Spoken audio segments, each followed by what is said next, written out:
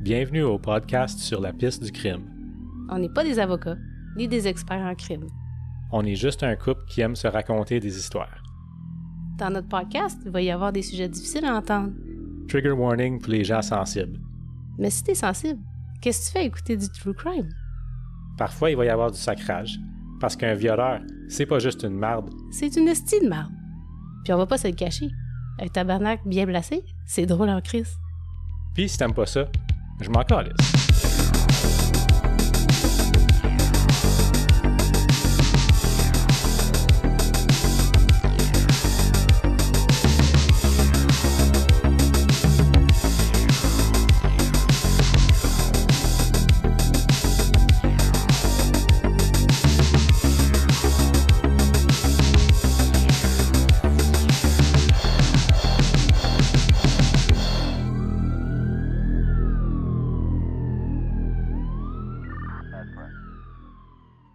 Bonne année Mireille, c'est 2025.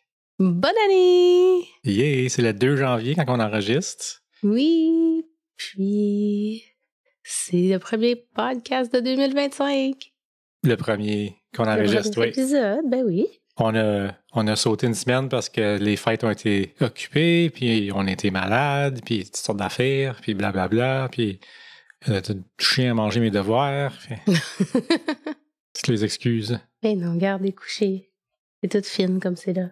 Ouais, un moment rare de tranquillité pour un petit papy de 3 mois. J'espère que vous avez eu des belles vacances. Ouais, parce que les miennes ont fini un matin, j'ai recommencé à travailler un matin. Oh, ben, pareille idée de recommencer le 2. Ben, c'est de même que ça marche à notre compagnie. Pas sûr de ça. T'aurais pu prendre un autre 2 jours. J'aurais pu, oui. Oui. On s'en va quelque part bientôt. Hein? Fait Oui! ça prenait des vacances là. Ben oui! On a surpris les enfants avec un voyage à Disney pour Noël. C'est leur cadeau de Noël. Ouais, Leur gros cadeau. ouais, c'est un cadeau pour nous autres aussi. Ça va être le fun pour tout le monde. Mm-hmm. Puis, on va peut-être voir avec nos propres yeux des Florida Man. Sûrement. Oh, pas que je veux, mais ça se peut. Oui, je veux. Oh, pas avec les enfants, non. OK, ouais. Des idiots, des espèces d'idiots. Peut-être, mais qu'on s'est tout couché le soir, puis on regarde à travers la vitre, on va voir des Florida Man. En tout cas. Pour commencer l'année aussi, on va dire merci à tous les nouveaux Patreons qu'on a eus. Oui. Dans le dernier couple de semaines. C'est le fun, ça monte toujours. On a beaucoup de support. Merci à tout le monde qui nous supporte. Ça nous fait chaud au cœur. Oui, toujours surprenant comment que les gens sont généreux. Oui. On remercie nos vieux Patreons aussi. Oui. De toujours continuer à nous supporter. C'est tellement apprécié, vous savez pas comment. Oui, comme là, je vais acheter un nouveau set de microphones. On va avoir 3 de toutes. Parce qu'on aime ça avoir des invités, avoir des amis. Là, c'est le fun. Là. Oui, puis peut-être d'autres choses qu'on est en train de planifier. Oh, ça s'en vient tranquillement, pas vite. On a une couple d'idées. Tu l'es pas trop fort.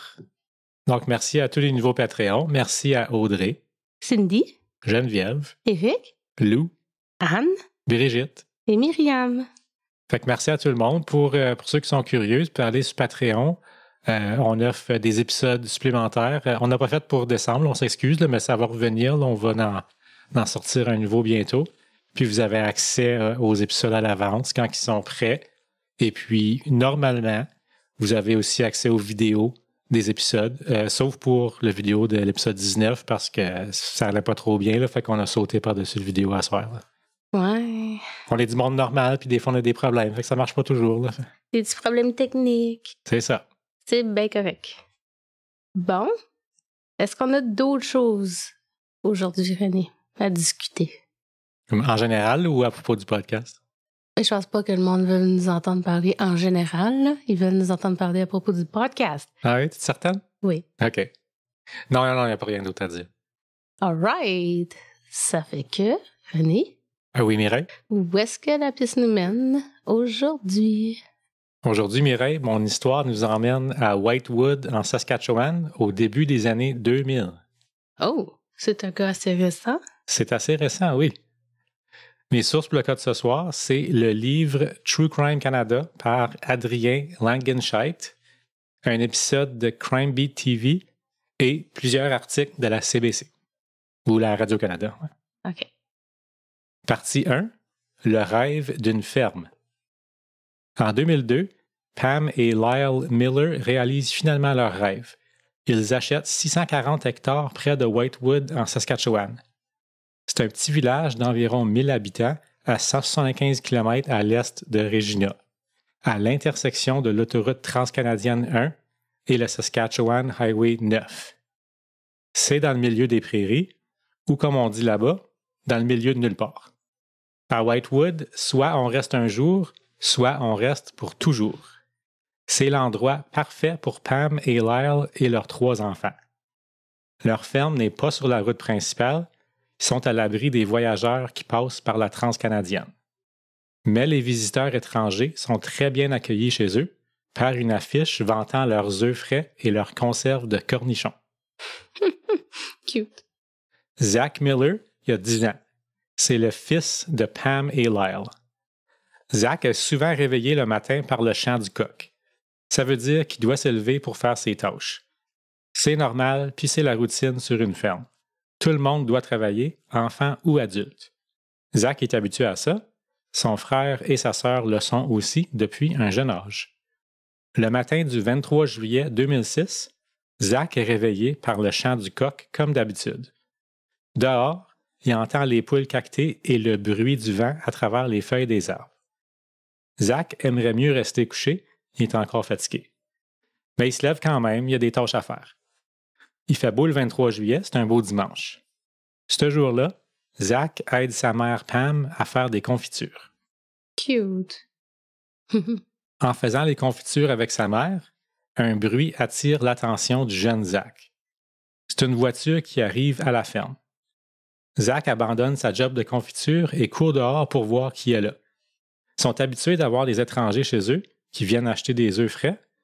Pam rejoint son fils dehors et salue un homme qui sort d'une camionnette bleue. L'homme n'est pas seul.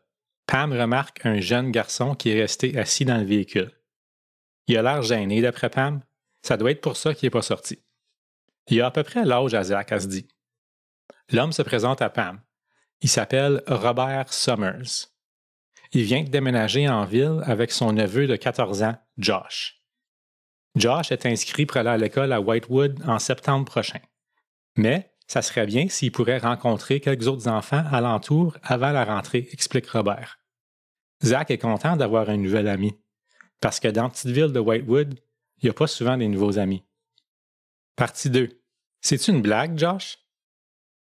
Environ une semaine plus tard, Robert revient visiter les Millers à la ferme. Cette fois-là, il rencontre Lyle, le père de Zach. Pam avait parlé de Robert à son mari avec enthousiasme. Il semblait très gentil, très amical. Un smooth talker, a dit. Les deux avaient bien jasé la semaine passée. Mais aujourd'hui, Robert n'est pas là par hasard. Il a besoin d'aide.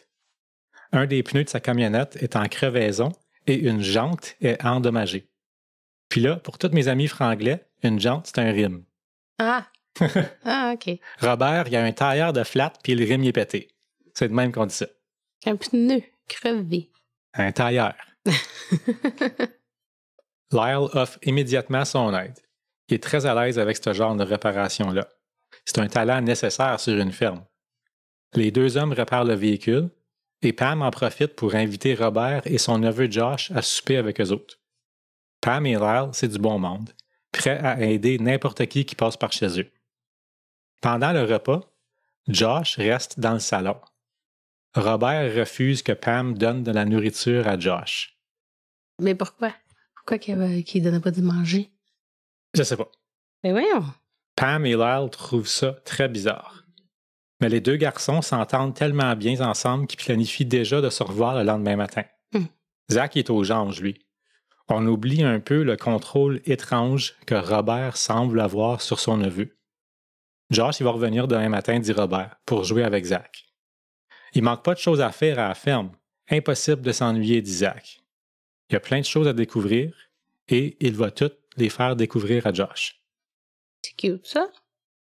Le lendemain, le 30 juillet, la journée commence comme d'habitude. On se lève avec le chant du coq, on prend soin des animaux, on fait les tâches ménagères, C'est long. C'est long. Mais finalement, Robert emporte son neveu Josh chez les Miller. C'est le temps de s'amuser. Les deux garçons prennent chacun un vélo et partent à l'aventure. Il n'y a pas de danger, hein? Ils sont sur une ferme dans le milieu de nulle part. Mhm. Pas loin de la ferme des Millers, il y a une ferme abandonnée. C'est l'endroit parfait pour deux petits gars d'aller explorer et passer la journée à jouer. Parfait pour courir, grimper, se cacher et découvrir les objets du passé qui ont été abandonnés là. Les garçons arrivent avec leur vélo et les laissent tomber par terre drette là. Pas le temps de bien placer les vélos, on est trop pressé de s'aventurer. Moi, je me rappelle quand j'étais jeune, j'avais maîtrisé l'art de débarquer du vélo en avançant pour qu'il tombe par terre en ligne droite une dizaine de pieds plus loin. Pourquoi prendre le temps de bien placer le vélo? La gravité, elle va tout régler ça. Oui. La vieille grange leur semble intéressante. Zach et Josh ouvrent la porte de la grange. À l'intérieur, c'est poussiéreux et sombre. Ça sent le moisi. Ça fait longtemps que c'est abandonné. Les deux marchent prudemment à l'intérieur. Il fait noir, on ne voit pas trop bien. On entend des petits bruits de craquement, probablement le vent, ou peut-être des rongeurs qui vivent à l'intérieur de la grange. Mais soudainement, ça se passe très vite, trop vite pour réagir, trop vite pour savoir exactement ce qui lui arrive. Zach est attrapé par en arrière. Non! Il a un réflexe de peur, il veut crier, mais il est trop tard. Sa bouche est déjà recouverte d'un ruban adhésif, Mais voyons! d'un duct tape. Il réalise vite que crier, ça serait inutile.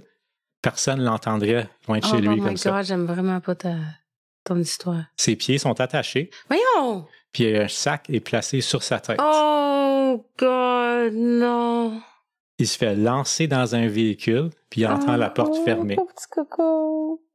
Ça se passe tout comme bang, bang, bang, vite, vite, vite, de même. Qu'est-ce que je t'ai dit pour me conter des histoires avec des enfants, toi? Le petit gars survit. OK, Je te le dis tout de suite.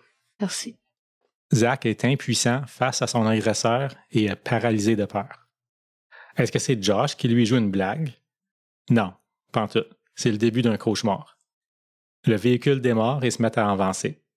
Zach est incapable de bouger, incapable d'empêcher son corps de rouler d'un bord à l'autre à l'arrière du véhicule. Partie 3. Mes amis les souris. Zach passe une vingtaine de minutes attaché avec un sac sur la tête, à se faire brasser d'un bord à l'autre dans le véhicule. Oh. C'est une éternité, c'est un trajet interminable. Il pense à ses parents, à son frère, à sa sœur. Il est convaincu qu'il ne se reverra plus jamais. Colin. Il se sent paniqué. C'est à quoi pensent maman et papa? J'aime pas ça. Il a tellement peur de leur faire de la peine. Oh my God. Puis il se demande comment est-ce que tout ça est arrivé? Comment est-ce que je vais me sortir d'ici? Finalement, le véhicule s'arrête. Pauvre petit cœur. La porte s'ouvre et Zach est tiré vers l'extérieur. Oh. Il veut se débattre, mais il est attaché, ça sert à rien.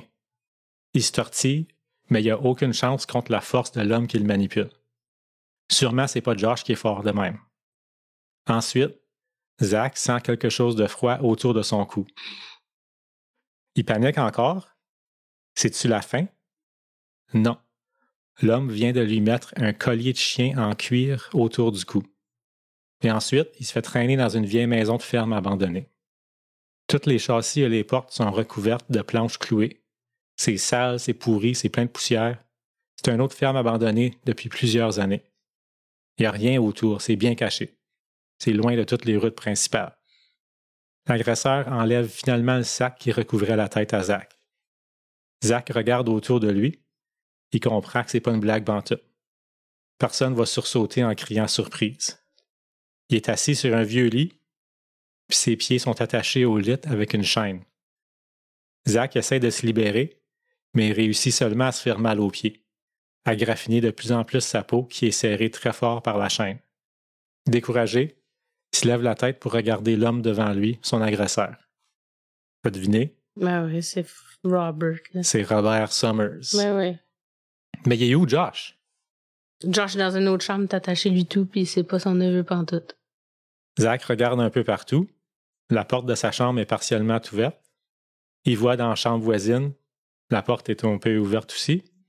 Puis là, il aperçoit Josh. Il est lui aussi attaché à son lit avec une chaîne. C'est pour ça qu'il voulait pas lui donner de manger.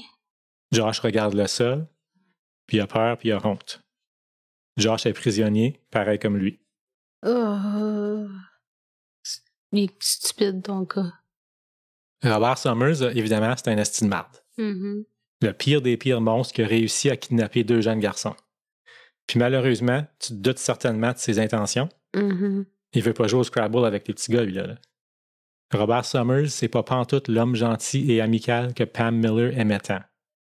Non, il a joué les Miller. Il a pris avantage de leurs bonnes intentions avec un plan prémédité d'enlever Zach d'une façon ou d'une autre. Là, il a réussi la première étape de son plan. Il sent la pression monter, son désir écœurant qu'il ne peut pas contrôler. Mais c'est qui Josh? T'as déjà dit c'est pas le neveu à Robert, puis t'as raison. Non. Je vais revenir là-dessus plus tard, je vais t'expliquer c'est qui Josh. Trigger warning, le prochain paragraphe, là, Oh, parce que tout ton cas, c'était pas un gros trigger warning. Non, mais le prochain paragraphe, c'est le pire. Je veux pas l'entendre. L'agresseur force les 2 garçons à regarder de la pédopornographie avec lui. Il brutalise et viole les enfants à plusieurs reprises. Quand Josh et Zach tentent de se défendre, il les frappe. Il les menace avec une arme en leur disant qu'ils sont coupables eux autres aussi. Il dit aux garçons... Coupable de quoi? Il essaie juste de les faire sentir le plus mal possible. Malade. Il dit aux garçons qu'il va les découper en petits morceaux s'ils tentent de s'enfuir. Puis pas juste ça. S'ils s'enfuissent, il tuera leur famille et tous ceux qui l'aiment. Zach, pendant son martyre, pense souvent qu'il serait mieux de mourir que de continuer sa souffrance. Au moins, ça mettrait fin à tout ça. Il aimerait donc ça se réveiller au son du chant du coq à sa ferme. Même s'il est encore fatigué quand le coq chante. C'est pas grave. Au moins, il pourrait faire des confitures avec sa mère. La nuit, quand leur agresseur dort et laisse les garçons tranquilles, Zach se force à penser à autre chose. Son imagination l'emporte ailleurs. C'est son seul repos. Il remarque que des souris viennent prudemment dans sa chambre par les trous du mur. Normalement, ça serait salaud des souris, mais là, Zach est réconforté par les rongeurs. Au moins, les souris, eux autres, elles lui veulent pas de mal. Zach leur donne des petites miettes de craquelin qui lui restent dans son assiette, le petit peu qu'il avait à manger. Ses parents lui ont toujours montré de prendre soin des animaux sur sa ferme, puis maintenant, c'est ces petites souris qui lui donnent le courage de continuer. Partie 4. L'alerte Amber. Pam Miller, quand son fils ne revient pas pour dîner le dimanche après-midi, elle se doute immédiatement que quelque chose ne va pas. Elle sait que les 2 garçons sont partis jouer à la vieille ferme, fait qu'elle prend son 4 roues, puis elle se rend immédiatement pour voir ce qui se passe. Rendue là, elle comprend tout de suite qu'il y a quelque chose qui cloche. Les 2 vélos des garçons sont très bien rangés contre le mur de la grange. No way, elle se dit. Pas mon Zach, ça. Pam connaît son fils par cœur.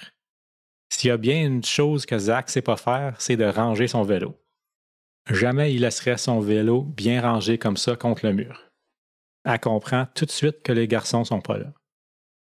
Bouleversée, elle appelle Lyle, qui est parti en ville faire des commissions. Elle dit à son mari Lyle, « That guy has him. » Cet homme-là les a. Elle soupçonne Robert Summers immédiatement.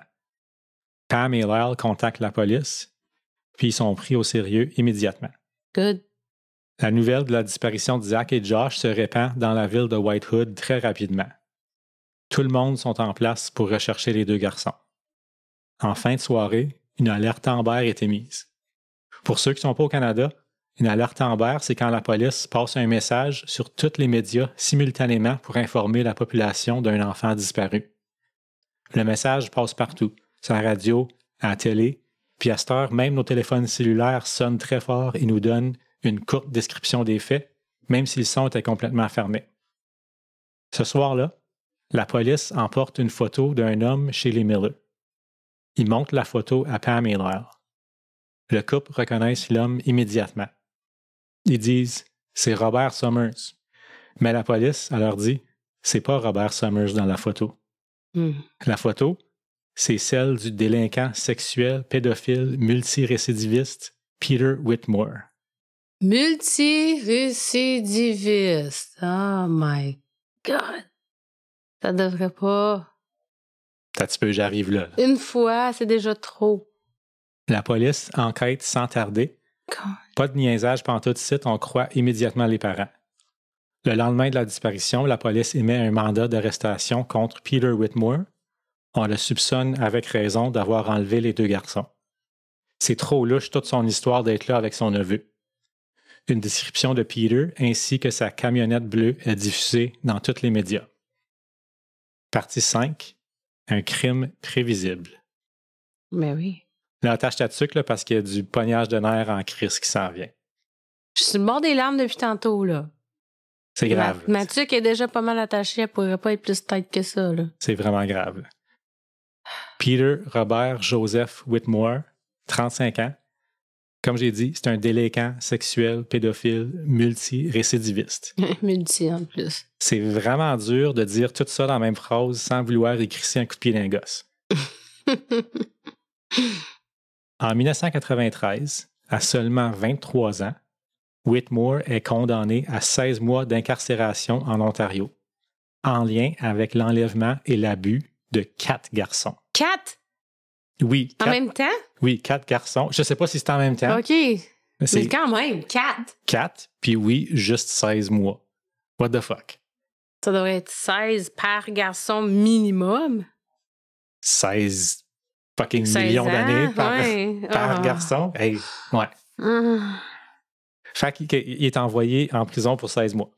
Seulement 9 jours après sa libération, après sa petite tape ses doigts de 16 mois, Whitmore enlève une fillette de 8 ans à Guelph, en Ontario. T'es pas sérieux? Pour sa 2e offense sexuelle contre des enfants. Mais, excuse. Sa 5e, vraiment? Ouais, exact. Merci. On décide qu'il va probablement apprendre sa leçon après 56 mois de prison. Ben oui, toi. Ça, c'est 4 ans et 2 tiers. Un autre petit tape ses doigts. Bravo. Voyons donc, Alice. Ça y a pris juste 9 jours à récidiver. C'est ça. Moi, j'ai juste un mot en réponse à tout ça. Castration? Castration. Yes! Oui. Yes, tu l'as bien deviné. Whitmore sort de prison, encore, en décembre 1999 pour l'enlèvement de la petite fille. Mais il se retrouve rapidement en prison encore parce que cette fois-là, il s'est enfui au Mexique. Bon. Quand il est arrêté au Mexique, la police retrouve sur Whitmore un calepin avec les noms et les âges de 13 enfants. Oh my God! 13. Il était en train de... 13! Il est en train de planifier son coup, là. Oh! Non! 13! Fait que les autorités mexicaines le rapatrient au Canada. Puis cette fois-là, il est condamné à un gros 12 mois de prison. That's it? That's it. Il aurait dû aller en prison au Mexique. Oui. Je pense que ça aurait été un petit peu mieux. Pourquoi tu tapes ses doigts au Mexique? Je pense pas. J'ose croire qu'ils sont un petit peu plus sévères, sont un petit peu moins surveillés en prison. Ah oui, pas mal sûr. Mais là, on le garde pas en prison pour 12 mois. Non, détrompe-toi. Pourquoi, je ne sais pas. Mais en octobre 2000, il est relâché sous strictes, entre guillemets, conditions de ne pas être dans aucun lieu là où des enfants se retrouvent, incluant des parcs, des cours d'école, etc. Là, je vais faire une petite tangente ici, là. D'après moi, un lieu où un enfant peut se retrouver, c'est fucking partout. C'est n'importe où, oui, c'est vrai. Puis la meilleure manière d'empêcher un pédo d'être partout, ben câlisse, c'est de le garder en prison. Oui, laisse-le en prison. Exactement. Oh my God. Si t'écris sur un bout de papier, t'as pas le droit d'être dans un parc, là, ça veut dire fuck all pour lui. N'importe qui pense que cet homme-là va changer est très naïf. Dès sa sortie de prison en octobre 2000, la police met Whitmore sous surveillance constante. Mais elle doit rapidement abandonner la surveillance parce que ça coûte trop cher, ça prend beaucoup de ressources. Puis la job de la police, c'est pas de watcher le monde 24/7. Là. Ce gars-là, il doit être en prison, toujours. C'est de mettre un fardeau irraisonnable sur la police quand on relâche un gros sale comme Whitmore. En novembre 2000, fait qu'un mois plus tard, la police reçoit un tip que Whitmore est dans une chambre d'hôtel, puis qu'il ferait des choses pas trop catholiques à l'intérieur. En arrivant sur les lieux, la police retrouve Whitmore seul avec un garçon de 13 ans qui était en fugue. Whitmore retourne en prison. Comment longtemps? Je ne sais pas comment longtemps cette fois-ci, je n'ai pas trouvé. Mais pour ceux qui gardent compte, là, c'est la 4e fois qu'on le crisse en prison. Pour ça, en plus? Ben, il y a une des fois que c'était pour savoir évader Ben oui, du mais pays. c'était pas à cause de ça pareil. Oui, j'essaie pas de l'excuser. Là. Non. Fait que je sais pas comment longtemps qu'il va en prison, mais il se fait libérer encore parce que pourquoi pas. Wow. Puis encore, sans aucune surprise, Whitmore brise rapidement les conditions de sa libération et est réincarcéré. Cette fois-là, c'est en Colombie-Britannique. Puis il va rester en prison cette fois-là jusqu'en juin 2005. J'ai pas trouvé qu'est-ce qu'il fait cette fois-là pour retrouver en prison, mais c'est probablement un autre qui est rentré avec des enfants jugés par son historique criminel. Fait qu'en juin 2005, on le laisse sortir encore. Parce que, ben clairement, cette fois-ci, il a appris sa leçon, right? Mais ça doit, oui. Il dit à son agent de probation qu'il planifie de déménager en Alberta. Et donc, on alerte les autorités en Alberta de sa présence. Mais plus tard, en juin, Whitmore, il ne se présente pas pour une rencontre de probation. Ça me fait penser un peu à l'épisode 14, là, quand Basil Boritsky ignore complètement toutes les ordonnances de la Cour, puis absolument rien n'est fait pour le punir. Puis il sort tout le temps de prison, puis jamais rien. Juste des petites tapes sur les doigts tout le temps. Un an plus tard, en juin 2006, Whitmore est aperçu à St. John's, Newfoundland. Il dit... Pas St. John's. Oui, il se promène tout partout dans le pays, comme tant qu'à moi, il se déplace le plus vite possible pour ne pas se faire reconnaître. Là, mais... Oui, je disais, mais les gens de là-bas sont tous super gentils. Mais les gens partout sont gentils. Mais oui, je sais bien. Il dit à quelques personnes là-bas que sa femme est décédée récemment, puis qu'il cherche un endroit où vivre avec ses 2 enfants. Ce qui est clairement faux. Oh my gosh, il y a 2 enfants avec lui? Non. Oh. Il invente des histoires qui incluent des enfants pour attirer le monde avec des enfants. Oh, OK. Mais quand même. Pendant son séjour à St. John's, il offre 40 $ à un jeune garçon en échange de pouvoir le toucher. Oh, non. Whitmore, il touche le jeune garçon par-dessus ses culottes, d'après le témoignage. Mais heureusement, le jeune garçon, il a peur puis il se sauve. Whitmore disparaît de St. John's peu de temps après. Whitmore, ensuite, il se dirige vers l'Ouest canadien, arrivant à Winnipeg en juillet 2006, où il devient ami avec un homme et son fils. Pendant une promenade en voiture avec ses nouveaux amis, Whitmore demande à l'homme de faire une commission au magasin. Puis pendant que l'homme est dans le magasin, Whitmore s'enfuit avec la camionnette bleue et le garçon de 14 ans. Oh my God, non, c'est Josh. C'est lui qu'on connaît Josh. Sous le nom fictif de Josh. Oh, fudge. C'est ça la camionnette bleue? Oui. Oh my God. Avec Josh comme otage, Whitmore quitte Winnipeg et se rend jusqu'à Whitewood, Saskatchewan, là où mon histoire a commencé. Pauvre petit cœur. Whitmore menace Josh et sa famille de mort. C'est comme ça qu'il a réussi à le convaincre de l'aider à piéger le jeune Zach. Piece of shit. Partie 6. Le colonel Sanders. Manger du Kentucky, c'est quoi? Tu vas voir. Aïe, OK. J'aime ça être un peu comique avec mes noms de section. Ouais. La police passe les rues de la petite ville de Whitewood au peigne fin. Ça fait maintenant 2 jours que Zach a été enlevé. Et encore plus longtemps que Josh manque à l'appel. Pat Bojo, un fermier de Whitewood, comme n'importe qui d'autre qui a du cœur dans la ville, participe à la recherche des 2 garçons. Pat vit un peu à l'extérieur de Whitewood. Et c'est complètement par hasard qu'il décide de se rendre à la vieille ferme pas loin de chez lui, juste pour voir. Juste au cas où s'il verrait de quoi. Tu sais, on sait jamais. Pat s'approche de la vieille ferme, puis de plus en plus, il se sent mal. Il remarque des traces fraîches à travers la végétation sur le chemin de la ferme abandonnée, qui normalement ne devrait plus accueillir personne. C'est pas normal, il se dit. Personne n'a affaire à venir ici. En suivant le chemin, Pat remarque que le portail vers la ferme est ouvert. Il décide de continuer vers la ferme. Il inspecte prudemment les lieux, puis il remarque un tas d'ordures frais, avec dessus quelques papiers d'emballage du poulet frit Kentucky. Le visage du colonel Sanders sur les emballages ne ment pas. Quelqu'un était ici très récemment. Ensuite, Pat remarque une camionnette bleue de stationner dans la cour. Ça se peut-tu, il se dit? J'aurais-tu trouvé le véhicule que la police recherche? Pat est incrédule. Est-ce que j'ai vraiment trouvé les deux garçons? Pat repart immédiatement vers chez lui et contacte la police qui se rend sur les lieux en quelques minutes. À l'intérieur, ça fait maintenant 2 jours que Zach et Josh vivent un cauchemar. Ben, plus longtemps pour Josh, mais ouais, Zach, ça fait 2 jours qu'il s'est fait prendre. Ouf. Ils ont tous 2 peurs pour leur vie et celle de leur famille s'ils tentent de s'enfuir. Mais finalement, une lueur d'espoir se met à chasser l'obscurité dans laquelle vivent les 2 garçons. Ils entendent le bruit d'un véhicule à l'extérieur. C'est pas Peter, parce que Peter est à l'intérieur avec eux autres. Peter aussi entend le bruit du véhicule. Whitmore, il semble nerveux. Il se lève rapidement et tente de voir ce qui se passe à l'extérieur à travers 2 panneaux de bois d'une des fenêtres barricadées. C'est la police. Il y a plusieurs autopatrouilles à l'extérieur et même un hélicoptère. Oh. Whitmore, il est fini. Il est coincé. Good. Il prend les 2 garçons. Non. Il sort de la maison et les force à rentrer dans un vieux bâtiment derrière la maison, dans une vieille shed. Il essaye de se cacher, tu sais. Mon Dieu. Tout ça pendant que la GRC encercle la vieille ferme. Les 2 garçons ont les mains attachées avec du duct tape. Peter est très distrait par la présence policière. Zach réalise que ça ici, c'est sa chance. Les polices sont là. Il faut agir tout de suite.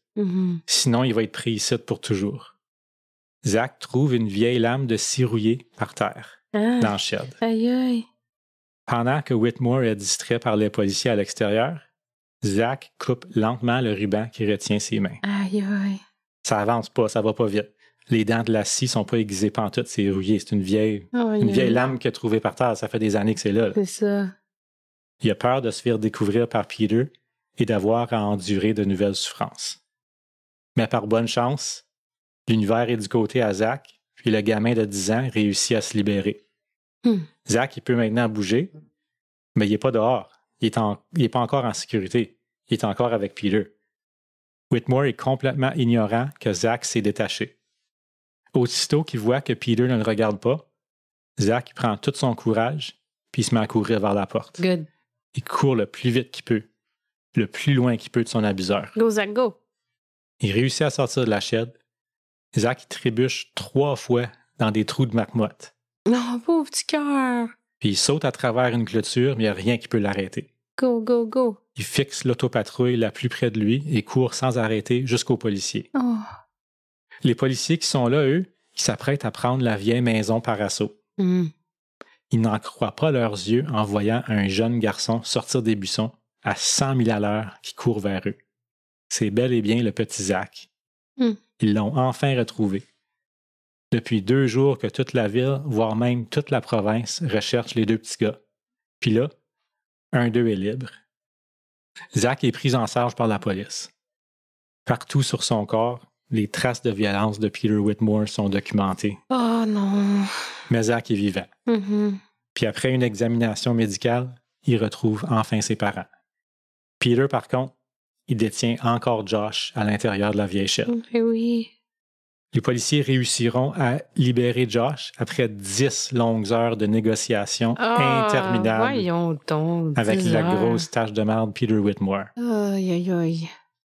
Mais finalement, le calvaire des enfants est terminé.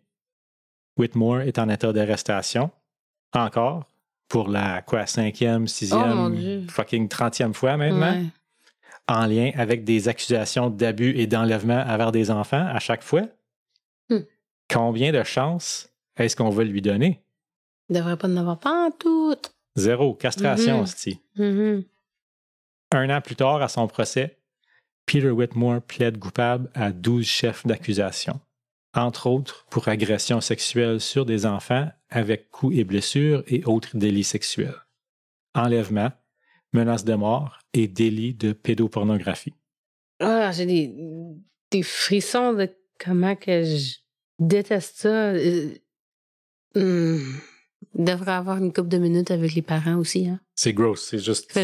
Il n'y a pas de mots à le décrire. Donne-moi 15 minutes avec lui tout seul. Juste 15 minutes. Là, tu vas pogner l'air. On t'es pas sérieux. La couronne ne tente pas de faire déclarer Peter comme délinquant dangereux.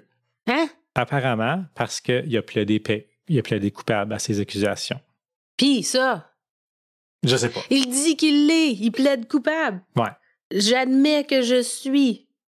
Il est quand même condamné à prison à vie, mais il est éligible pour une Non. libération conditionnelle, Non. attache ta tuque, Non. après 7 ans. Je m'attendais au moins 15, là. 7 ans? Ça, c'est en 2006. Donc, en 2013, son éligibilité commence. Puis, de ce que j'ai trouvé, en 2022, il se faisait encore refuser une libération conditionnelle. Fait que, du mieux que je sais, Peter Whitmore est encore en prison. J'espère sérieusement que Peter Whitmore va mourir derrière les barreaux. J'espère que ça en est fait sacré une bonne en prison. Pareil comme qu'il a fait aux enfants. Pire. Oui. Pire, je veux pire. Oui. Je souhaite pire. Je prie pour pire. Je suis pas religieux, mais je prie pour pire. Tu pries? Non, c'est... Peter Whitmore, il est malade. Oh. Il est insoignable. C'est ça. Puis il mérite pas une seule seconde de liberté pour le reste de sa vie. Non, zéro pitié. Zéro pitié. Quand ça vient aux enfants, sorry, non. Il récidive à chaque fois en dedans d'une couple de jours comment d'homme qu'il faut que tu sais pour libérer ce gars-là. Non, il sera pas... Il est pas capable. Il a récidivé dans 9 jours, là, dans la première fois. Ouais, mais comme probablement qu'il planifiait son acte dès sa sortie. Hein? C'est pris 9 jours à se faire prendre. Il prenait des notes ouais. de noms d'enfants. Crise de tâche de merde. Oui.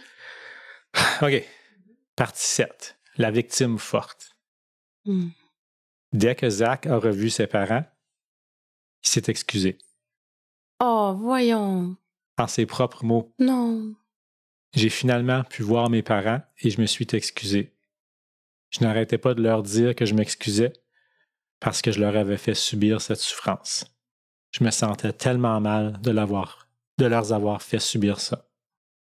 Tu te demandes peut-être depuis le début si Zach, c'est son vrai nom, parce que c'est un enfant, puis au Canada, on protège le nom des mineurs. Comme Josh, par exemple, je t'ai déjà dit que c'était pas son vrai nom. Oui. Mais Zach Miller, c'est réellement son nom. Oui. Zach a volontairement fait enlever les arrêts de publication sur son nom dès qu'il a eu 18 ans, pour que son histoire soit connue, pour que le monstre Peter Whitmore soit connu. Zach veut être une voix pour ceux qui ne peuvent pas parler. Il veut aider les victimes à trouver le courage de parler, de se faire entendre. Il dit « Les agresseurs n'ont aucun pouvoir sur nous. C'est notre voix. Aussitôt que tu utilises ta voix, c'est toi qui as le pouvoir.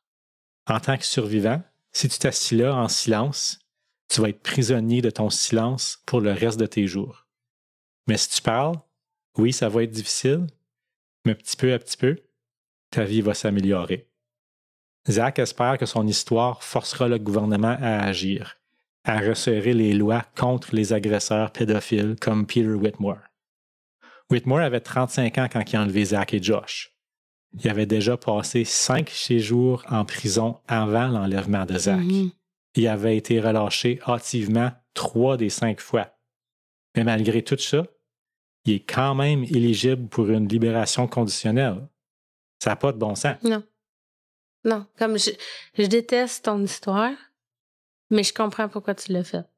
Parce que j'avais jamais entendu parler de ça non plus, puis je suis sûre qu'il y a beaucoup des auditeurs qui n'ont jamais entendu parler de cette histoire-là. Oui, c'était tout nouveau pour moi. Puis ça n'a pas de bon sens, hein?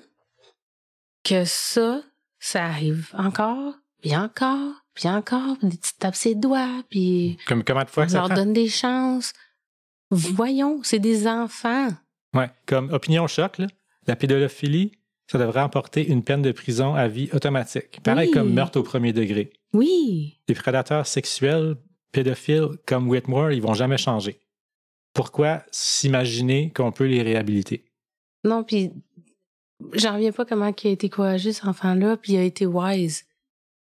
Comme, tu sais, je veux pas dire ça, mais il y a 10 ans, OK? Puis il a pensé, il a vu une vieille scie, là, par terre, puis il a dit, on va essayer de m'enlever. Je pense pas qu'à 10 ans, j'aurais pensé de faire ça, moi. Oui, je vais t'avouer, quand je lisais l'histoire, puis que là, c'est rendu là, puis que ça dit qu'il trouve une vieille lame par terre, comme j'espérais qu'il le poignarde. Là, Mais ça dépend. Mais non, il est tout petit, comme il savait qu'il n'avait pas la chance. Ça aurait traumatisé le jeune, mais je veux dire. Peter, tu penses pas à ça. Méritait de se faire tuer par une vieille lame rouillée. Oui, non, je comprends, mais c'est un enfant. Oui, je sais.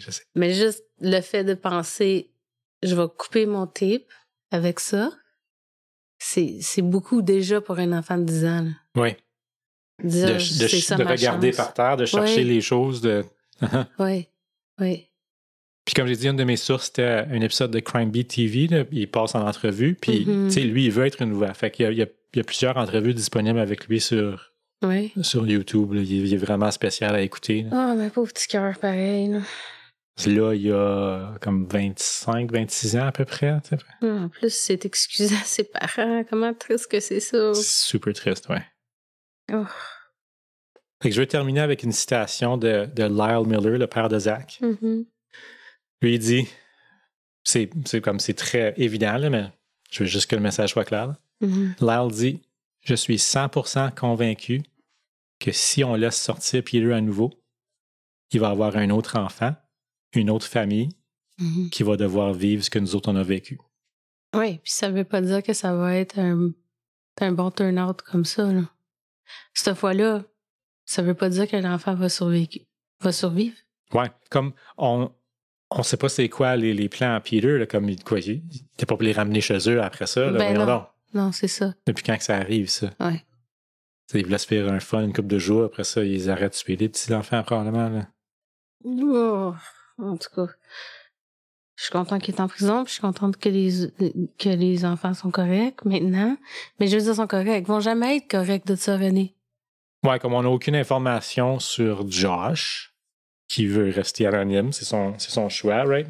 Bon, on sait pas comment tourmenter, comment déranger que c'est. Là. Ben. Même Zach a beaucoup de difficultés, comme il dit. Il y a une des entrevues, il dit, comme il aime pas ça se faire donner des caresses, il aime pas ça se faire toucher, comme... Ben non. Il est affecté pour le reste de sa vie, le pauvre petit gars. C'est ça. Il s'est fait violer pendant 2 jours. Ben, pas juste violer, il s'est fait battre puis tout, là. Ouais. Puis il pensait de plus jamais revoir sa famille. So, te garantis PTSD, des choses qui... Tu sais, faut t'aller consulter, là, t'as pas le choix, mais c'est pas seulement des marques physiques qu'il y a eu, cet enfant-là. Là. Oh, ça m'attriste tellement. Je pense que c'est un de tes pires. Oui, là. Tu sais quand ça vient aux enfants. Je suis contente que tu l'as fait pour que les gens soient au courant de comment que ça n'a pas de bon sens ici au Canada, comment ils ont des chances puis tout, mais en même temps, j'haïs quand tu fais des cas avec des enfants. Je m'excuse. Non, c'est correct. Je trouvais que c'est une bonne histoire à raconter. Là. Ben oui, je sais. Puis je n'ai déjà fait un cas avec des enfants. Là, juste. Ouais. Comme je veux, s'il y a des... Je sais pas s'il y a des membres du gouvernement à l'écoute un moment donné, là, mais comme, passer une loi, là, et réglez-moi ça, ce problème de pédophile-là. Ouais. Arrêtez de niaiser. Comme pourquoi qu'au début, là, il s'est fait prendre à toucher 4 garçons, puis il a fait 16 mois de prison. Ouais. Voyons donc. Ouais. Imagine être un des parents de ces enfants-là, René, puis t'es en cours, puis t'entends ça, 16 mois. C'est une joke, là. Comment que tu dois être frustré de ça? 16 mois. Hey. Non. Non! C'est assez, le niaisage. 25 ans par enfant, direct au début, là, tu sais. Non, ça n'existe plus, ça. Ouais, je sais. Ils en font plus de ça depuis 2022, tu te rappelles? Ouais, apparemment que c'est cruel, oh my God. Oui. C'est pas cruel qu'est-ce qu'ils font aux victimes, par exemple. Ouais. Fait que c'était ça, mon histoire. C'est fini. C'est fini. Ouais. René vient de vous scraper ça. On commence 2025 en scrapant le fait à la tapouette à tout le monde. Oh, René. Tu ton François Pérusse. En tout cas, j'espère que vous avez aimé l'épisode. Ben, pas le cas, mais l'épisode en général. Et puis, je vous souhaite une très, très, très, très belle année 2025. Beaucoup de santé, de bonheur, tout ce que vous désirez. Rien que du bon pour vous autres. Il faut désirer des bonnes choses. Ben. Nos excuses, là, mais les gens qui nous écoutent sont tous du bon monde. C'est ça, ils désirent toutes des bonnes choses. Ben oui. Bonne année tout le monde! Ouais, là, faut que je fasse mon ménage à la fin. Ah, toi! C'est vrai. Bon, ben bonne année quand même! Ah ouais, bonne année à tout le monde. Puis profitez-en pour venir jaser avec nous sur les médias sociaux. On est sur la piste du crime sur Facebook et Instagram. Pour du contenu supplémentaire, visitez notre Patreon. Abonnez-vous au podcast sur Spotify, Apple, YouTube pour avoir une notification quand on sort un nouvel épisode. Si vous n'avez rien d'autre à faire, ben, allez écouter d'autres podcasts francophones de True Crime. Il y en a plein qui sont excellents. C'est pas ça qui manque. C'est pas ça qui manque. Mon favori, Crime de Bin. Toi, Mireille, c'est quoi ton podcast favori, là, si c'est un site? Ben, moi, là, je n'ai pas vraiment de favori parce que j'en aime beaucoup. Beaucoup. OK, ben, le dernier que t'as écouté. Québécois. Le dernier que j'ai écouté? Ouais. C'est Mr. Ballin. Mr. Ballin Medical Mysteries. Je l'ai écouté aujourd'hui avec notre fille. Tu écoutes des podcasts en anglais? Oui. In the English? In the English? Hey, j'ai écouté Mr. Ouais, c'est ça. Donc, Mr. Ballin, il y en a des différents. Il y en a que c'est juste... comment il dit ça? The Dark, Mysterious, puis Paranormal. OK.